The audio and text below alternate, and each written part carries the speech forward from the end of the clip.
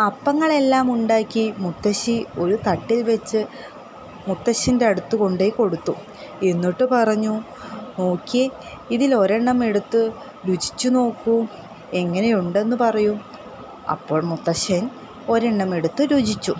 ആഹാ, അടിപൊളിയായിട്ടുണ്ട്. ഇത്രയും ടേസ്റ്റോ? മുത്തശ്ശി പറഞ്ഞു.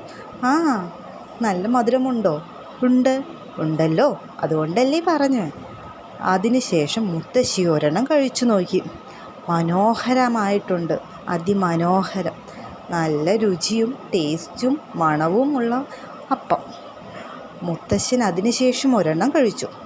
അതിനുശേഷം മുത്തശ്ശി കഴിച്ചു, മുത്തശ്ശൻ കഴിച്ചു, മുത്തശ്ശി കഴിച്ചു. അങ്ങനെ ഉണ്ടാക്കിയതെല്ലാം കഴിഞ്ഞു. അപ്പോഴാണ് അത് ഓർത്തത്, അയ്യോ, സിംഹത്തിന് കൊടുത്തില്ലല്ലോ. സിംഹം വന്നാൽ നമ്മുടെ കഥ കഴിക്കും. മുത്തശ്ശി പേടിച്ചു. ഇനി